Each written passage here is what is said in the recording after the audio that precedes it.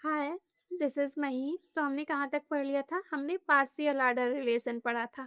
Okay, वो क्या होता था कि सिमेट्रिक की कंडीशन सेटिस्फाइड हो, एंटी सिमेट्रिक के सेटिस्फाइड हो, साथ ही साथ क्या हो, ट्रांजिटिव की कंडीशन सेटिस्फाइड हो। तो ये जो तीनों कंडीशन होल्ड हो रही थी तो हम उसे कह रहे थे कि वो पार्शियल आर्डर रिलेशन होगा। अब नेक्स्ट हम पढ़ते हैं total order relation. Okay, total order relation क्या होता है? टोटल आर्डर रिलेशन वो होता है जो पार्शियल आर्डर रिलेशन की कंडीशन तो सेटिस्फाई करे ही करे, साथ ही साथ for all pair A comma B belong to R के लिए होल्ड हो। ओके, दैट मीन्स अगर आर कोई रिलेशन ले रहे हैं सेट ए क्लास ए पे आप, तो ए का कोई भी दो डिस्टिंक्ट एलिमेंट उठाइए, ए बी रैंडमली कोई भी डिस्टिंक्ट एलिमेंट उठाइए, और जो ए कामा बी का पेयर बनेगा वो आर में बिलोंग करना चाहिए। ओके, तभी हम कहेंगे कि वो रिलेशन हमारा टोटल आर्डर रिलेशन होगा। ये बहुत इंपॉर्टेंट कंडीशन है, एडिशनल कंडीशन है, होल्ड मतलब होल्ड होनी चाहिए।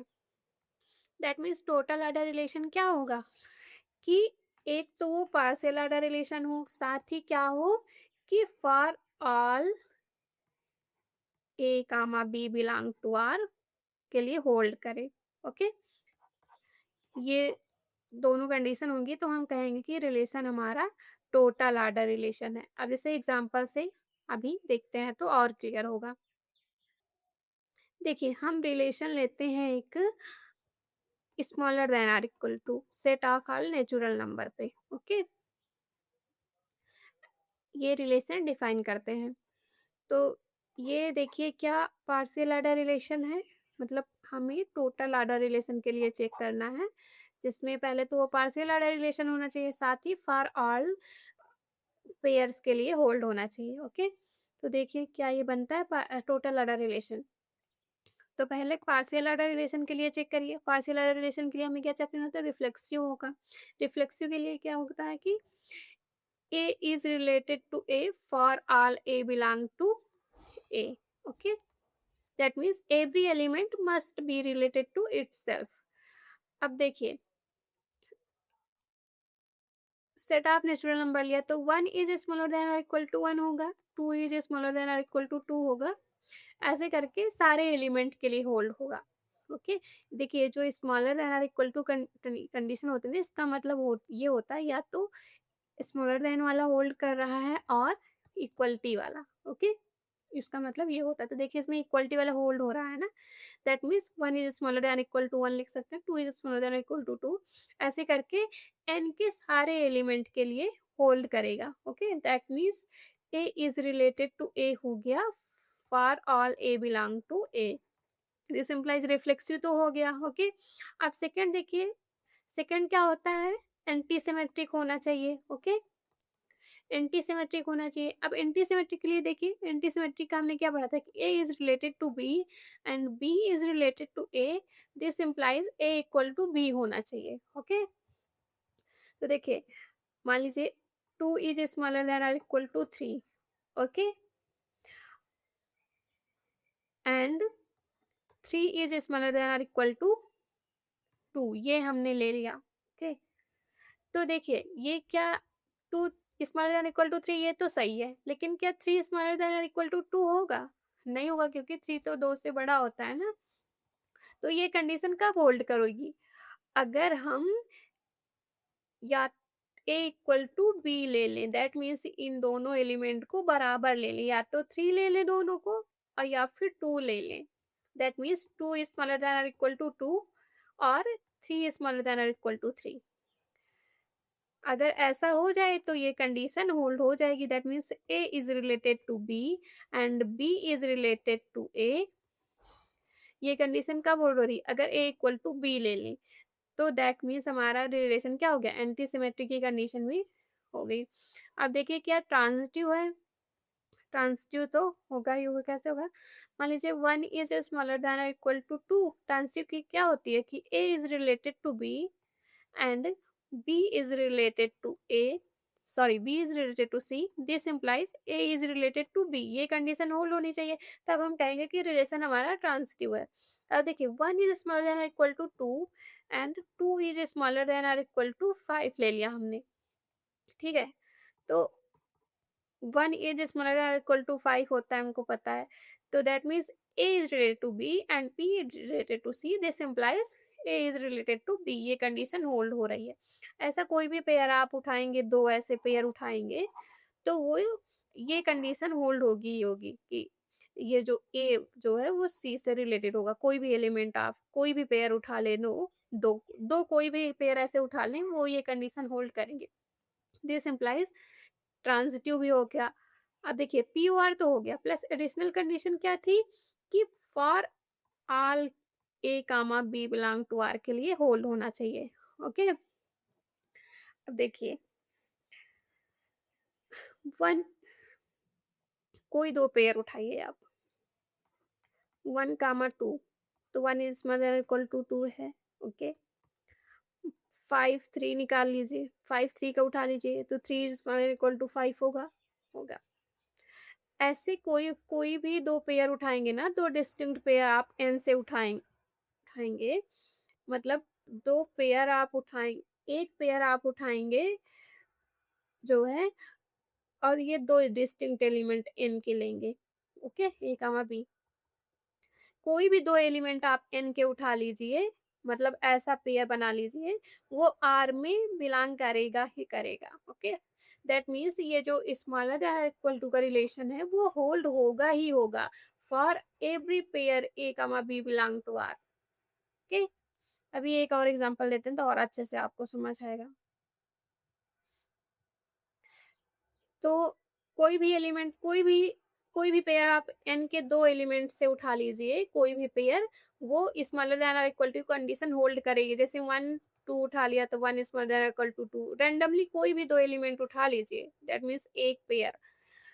जैसे 9 5 उठा लिया तो 5 इज स्मॉलर देन और इक्वल टू 9 होता है। हर हर पेयर के लिए होल्ड करेगा, दैट मीन्स ये एडिशनल कंडीशन भी हमारी सेटिस्फाइड हो रही है। तो smaller than or equal to जो रिलेशन ले रहे हैं सेट ऑफ नेचुरल नंबर पे, ये हमारा टोटल ऑर्डर रिलेशन है। ओके, अब जो कल हमने एग्जांपल लिया था जो डिविजिबिलिटी का नेचुरल नंबर पे लिया था, देखिए वो पार्शियल ऑर्डर रिलेशन होगा, लेकिन वो टोटल ऑर्डर रिलेशन नहीं होगा। अभी इस एग्जांपल से और अच्छे से क्लियर हो जाएगा आपको। देखिए हमने डिविजिबिलिटी ली थी ना, डिविजिबिलिटी ऑन नेचुरल नंबर, ऐसा रिलेशन लिया था ना जो हमने कल एग्जांपल लिया था पार्शियल ऑर्डर रिलेशन में। ओके, ये ये पार्शियल ऑर्डर रिलेशन हो रहा था जो कि हमने कल देखा था, सिमेट्रिक हो रिफ्लेक्सिव हो रहा था, एंटी सिमेट्रिक हो रहा था एंड ट्रांसिटिव हो रहा था। ओके, बट ये टोटल ऑर्डर रिलेशन नहीं होगा। क्यों नहीं होगा?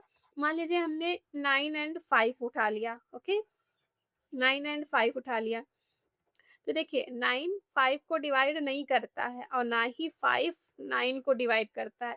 दिस इम्प्लाइज अगर हम ये 5 एंड 9 का पेयर उठा रहे हैं, ओके, तो ये डिविजिबिलिटी वाला रिलेशन होल्ड नहीं हो रहा है ना, 9 एंड 5 का पेयर उठा रहे हैं तो। इसी तरह 3 एंड 5 का उठा लीजिए, 3 एंड 5 का उठाएंगे, इसमें भी 3 डज नॉट डिवाइड 5 एंड 5 भी डज नॉट डिवाइड 3 होता है। ऐसे कोई भी ऐसा पेयर उठाइए, तो ये डिविजिबिलिटी की कंडीशन नहीं होल्ड हो रही है। दैट मीन्स कि कुछ पेयर हमारे बच जा रहे हैं जिसपे ये डिविजिबिलिटी वाला रिलेशन होल्ड नहीं हो रहा है। Okay, that means for all A comma B belong to R, for all के लिए होल्ड नहीं हो रहा है डिविजिबिलिटी वाला रूल। ओके, इसीलिए हमारा ये जो है ये डिविजिबिलिटी ऑन नेचुरल नंबर ये पार्शियल ऑर्डर रिलेशन तो है, बट टोटल ऑर्डर रिलेशन नहीं है। ओके, तो डिफरेंस समझ आया आपको दोनों में? देखिए पार्शियल ऑर्डर रिलेशन में क्या होना चाहिए, रिफ्लेक्सिव होना चाहिए, एंटी सिमेट्रिक होना चाहिए एंड ट्रांसिटिव होना चाहिए। और टोटल ऑर्डर रिलेशन में क्या होना चाहिए, ये पार्शियल ऑर्डर रिलेशन की तीनों कंडीशन तो होल्ड होनी ही चाहिए। साथ ही साथ एक एडिशनल होल्ड होनी चाहिए कि फॉर ऑल कोई भी रैंडम पेयर आप उठाएं, ओके, कोई भी रैंडम पेयर उठाएं वो आर में बिलोंग करने चाहिए। That means for all pair A comma B belong to R, hold करेगा वो रिलेशन, ओके। तो चलिए partial order total order relation की डेफिनेशन लिख लेते हैं। आई होप समझ तो आपको आ गया होगा, फिर भी ना कंफ्यूजन हो तो बताइएगा। डेफिनेशन क्या होगी, a relation a relation on a set A, it's said to be total order relation, is said to be total order relation if it is partial order relation, partial order relation as well as hold for every distinct pair a comma b belong to r, okay। देखिए यहाँ की words क्या है कि hold for every pair A comma B belong to R, okay. क्या एक तो partial order relation हो and holds for every pair a comma b belong to R, that means every element is comparable हो, जो भी relation ले रहे हैं with respect to that relation एक के सारे एलिमेंट कंपेरिएबल हो, okay.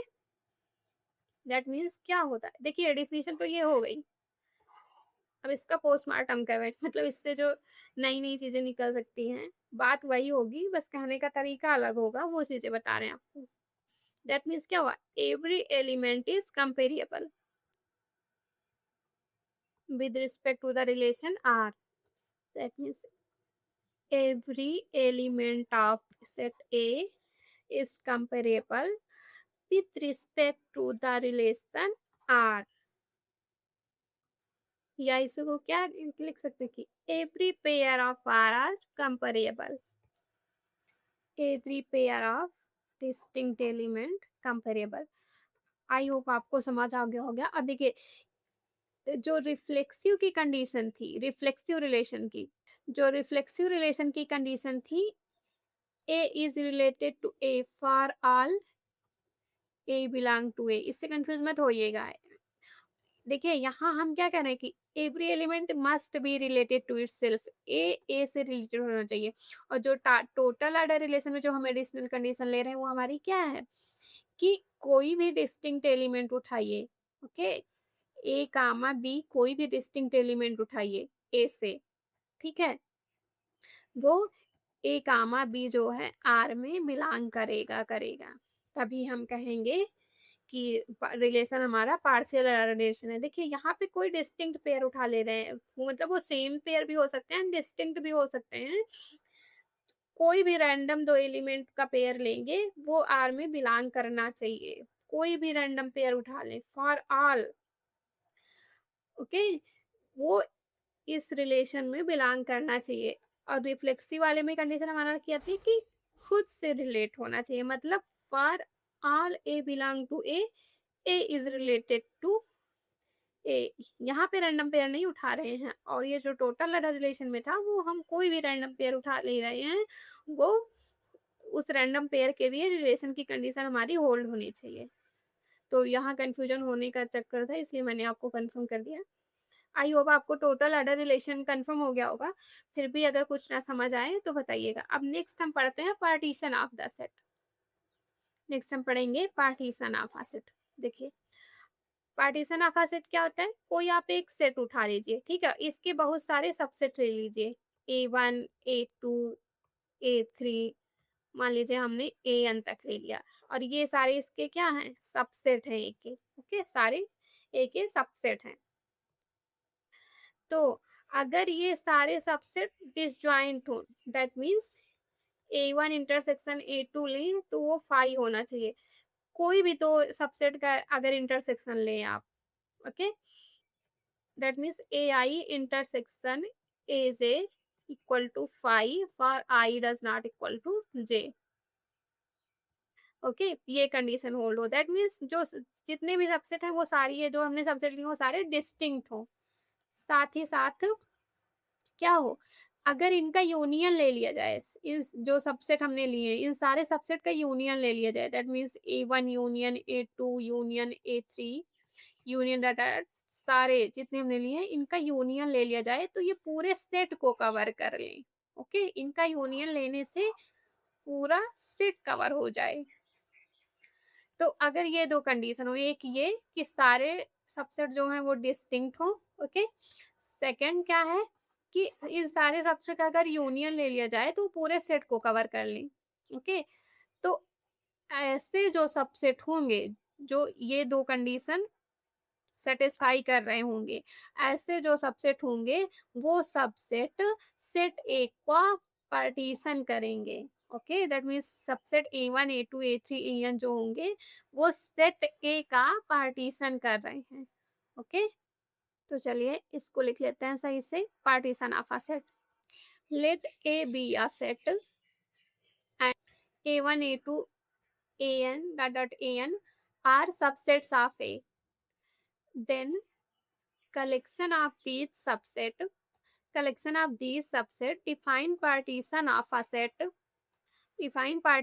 set A if first क्या हो कि A I intersection A J equal to five for I does not equal to J, and second क्या हो कि के इक्वल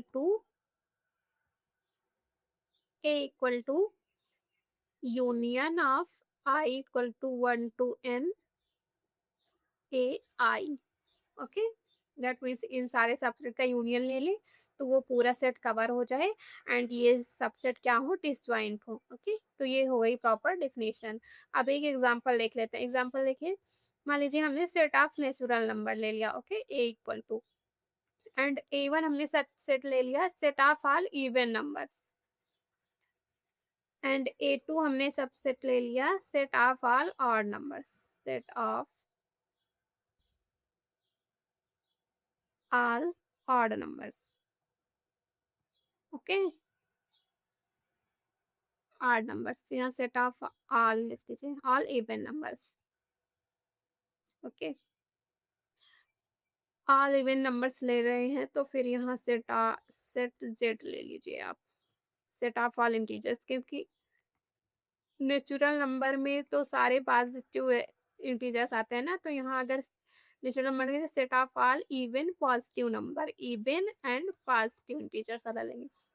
चलिए ठीक है, हमने सेट जेड ले लिया, okay, and set of all even numbers ले लिया, एंड A2 ले लिया set of all odd numbers. Okay, अब बताइए A1 इंटरसेक्शन A2 ये 5 होगा क्योंकि A1 में कैसे एलिमेंट आएंगे, कैसे आएंगे, 1, A1 क्या है, set of all even numbers, set में 0 2 4, इधर -2 -4 ऐसे करके सारे इवन आ जाएंगे। और A2 में क्या आएंगे, A2 में आएंगे हमारे सेट ऑफ ऑल ऑड लिया है ना हमने, तो ऑड का ले लीजिए तो क्या आएगा, 1, इधर -1 3 5 ऐसे करके सारे ऑड नंबर्स, इधर -3। ओके, सारे ऑड नंबर्स आ जाएंगे। तो देखिए A1 इंटरसेक्शन A2 लेंगे तो 5 आ रहा कि नहीं, कोई एलिमेंट कॉमन नहीं है, हाँ आ रहा है। एंड A1 यूनियन A2 लेंगे तो देखिए वो पूरे जेड को कवर कर ले रहा है ना, पूरे जेड को कवर कर ले रहा है ना, हाँ, क्योंकि A1 यूनियन A2 ले ले तो जेड के सारे एलिमेंट हमारे कवर हो जाते हैं। जेड में कौन कौन से थे, 0 1 2 3, इधर -1 -2 -3, ये सारे एलिमेंट आते हैं ना जेड में। अब देखिए जो सेट A1 एंड A2 है उनका इंटरसेक्शन क्या है, पाई है, दैट मीन्स डिसजॉइंट है। और सेकंड, फर्स्ट कंडीशन हमारी होल्ड हो रही है, सेकंड क्या है, इनका यूनियन ले ले तो वो पूरे सेट को कवर कर ले रहे हैं, दैट मीन्स जेड पूरा आ जा रहा है। तो यहाँ से हम क्या कह सकते हैं कि A1 and A2 partition the Z. तो सेट A1 एंड A2 क्या कर रहे हैं, सेट जेड के पार्टीशन को डिफाइन कर रहे हैं। ओके, A1 और A2 क्या कर रहे हैं हमारे, जेड के पार्टीशन को डिफाइन कर रहे हैं। इसी तरह आप नेचुरल नंबर पे लिख लेंगे तो नेचुरल नंबर में सारे इवन सॉरी सारे पॉजिटिव इंटीजर आते हैं ना, 1 से लेकर 1 2 ऐसे करके सारे आते हैं।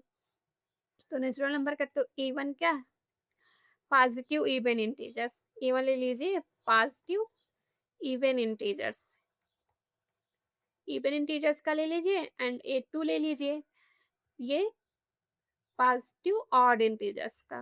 ओके, ऑड इंटीजर्स का ले लीजिए। तब भी यहाँ देखिए A1 इंटरसेक्शन A2 क्या होगा, 5 होगा, एंड A1 यूनियन A2 लेंगे तो हमारा पूरा सेट आ जा रहा है। दैट मीन्स ये A1 एंड A2 क्या कर रहे हैं, डिफाइन कर रहे हैं पार्टीशन n का। ओके, ऐसे बहुत से एग्जांपल हैं। अब मान लीजिए set of R real number ले लिया हमने। ओके, अब क्यू ले लीजिए रेशनल नंबर का, एंड क्यूसी ले लीजिए इरेशनल नंबर। यहाँ रेशनल नंबर का ले लीजिए सारा सेट। रेशनल नंबर क्या होते हैं, p अपॉन क्यू के रूप में लिखे जा सके, and q does not equal to 0। ऐसे सारे एलिमेंट क्या होंगे, रेशनल होते हैं। और क्यूसी क्या होता है, जो रेशनल नहीं हो, irrational number.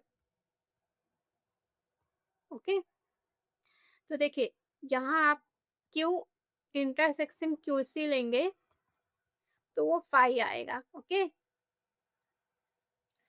And Q union QC लेंगे तो वो हमारा पूरा आर दे देगा, real number. That means Q and Q C define कर रहे हैं रियल नंबर का पार्टीशन। ओके, इसी तरह बहुत सारे एग्जांपल होंगे। तो आई होप आपको पार्टीशन सेट समझ आ गया होगा। इसी तरह आप मान लीजिए एन हमने नेचुरल नंबर का सेट लिया है और A1 ले लिया है हमने set of all prime number, set of all prime numbers हमने ले लिया। प्राइम नंबर्स क्या होते हैं, वो जिनके डिवाइड केवल खुद वो नंबर हो और 1 हो।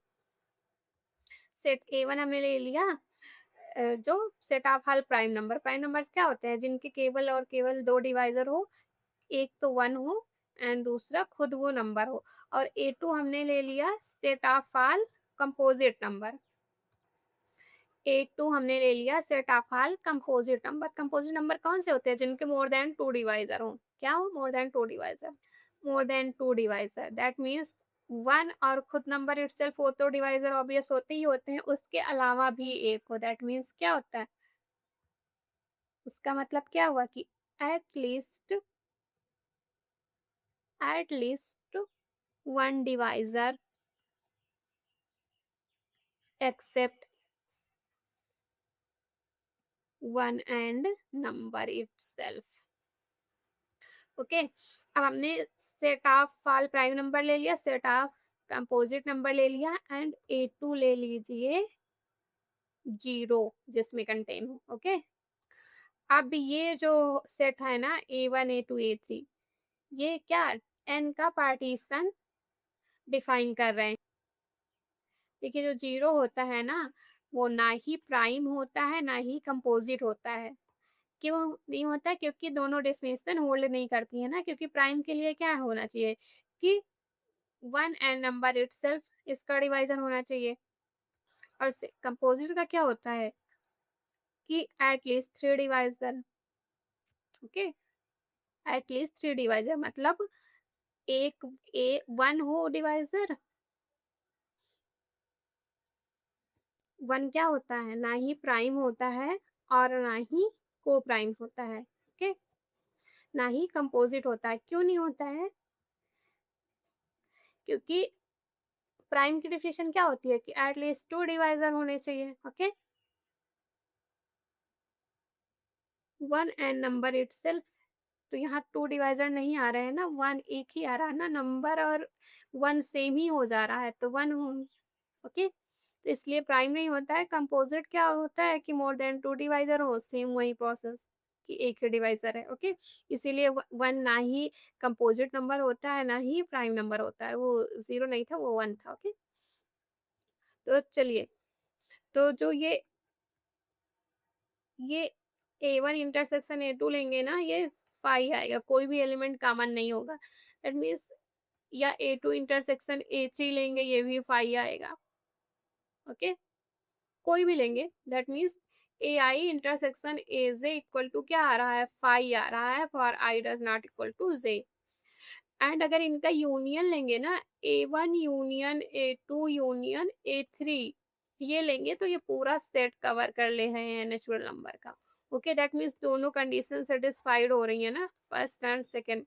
इसका मतलब क्या हो रहा है कि A1 A2 and A3 define partition of natural number.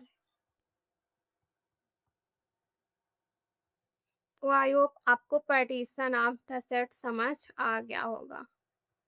इसी पार्टीशन से रिलेटेड इक्विवेलेंस रिलेशन की एक बहुत इंपॉर्टेंट प्रॉपर्टी होती है, ओके? वो क्या होती है? Every equivalence relation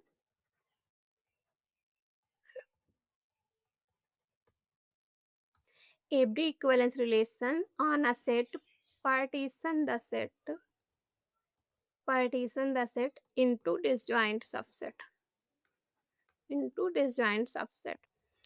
every equivalence relation, आप कोई भी इक्विवेलेंस रिलेशन किसी सेट पे लेते हैं ना, ऑन आ सेट, किसी भी सेट पे कोई भी इक्विवेलेंस रिलेशन लेते हैं, वो उस सेट का पार्टीशन करता है डिसजॉइंट सबसेट्स में, ओके? याद करिए हमने क्या लिया था? हमने एक रिलेशन लिया था जो जेड पे, कि A is related to B if and only if A and B either both are even और बोथ आर ऑड। ठीक है, हमने इक्विवेलेंस रिलेशन जो लिया था, A is related to B if and only either both A and B are even और both are odd, okay? तो ये इक्विवेलेंस रिलेशन हो रहा था ना जेड पे, तो हमने इक्विवेलेंस क्लास निकाली थी। इक्विवेलेंस क्लास में कौन से सेट आ रहे थे? इक्विवेलेंस क्लास में आ रहा था एक set of all even integers आ रहे थे, एक ये आ रहा था, क्लास ऑफ 2 ले लीजिए, मान लीजिए हमने ये जो डिफाइन किया था, एंड एक क्या आ रहा था, set of all odd integers, ये हमने क्लास ऑफ 1 निकाली थी, ओके? तो ये दोनों सेट होंगे और ये बराबर क्या होंगे? सारे क्लास ऑफ 4, कोई भी ले लीजिए, क्लास ऑफ 6, ओके? इधर इसी तरह इधर वाले क्लास ऑफ 3, कोई भी ऑड इंटीजर्स ले लिए। दैट मीन्स ये मान लीजिए हमने A1 निकाला था और ये A2, ओके? तो देखिए A1 इंटरसेक्शन A2 क्या आ रहा है हमारा? 5 आ रहा है, एंड A1 यूनियन A2 लेंगे ने तो वो पूरे Z को कवर कर ले रहा है। और ये क्या था? इक्विवेलेंस रिलेशन था। तो जो ये हमारा है, every equivalence relation on a set partition the set into disjoint subset, okay? उसी का ये एग्जांपल है। ये बहुत इंपॉर्टेंट स्टेटमेंट है, इसको याद रखिएगा कि every equivalence relation on a set partition the set into disjoint subset. कोई भी इक्विवेलेंस रिलेशन आप किसी सेट पे लेंगे, उस वो रिलेशन उस सेट का पार्टीशन करेगा ही करेगा, ओके? तो आई होप जितना हमने पढ़ाया वो आपको समझ आया होगा। अगर नहीं आया हो तो कमेंट बॉक्स में बताइएगा। हमने क्या पढ़ा? टोटल ऑर्डर रिलेशन रिलेशन पढ़ा, पार्टीशन ऑफ सेट पढ़ा और ये प्रॉपर्टीज पढ़ी। तो आज यहीं तक रखते हैं, ओके? Thank you.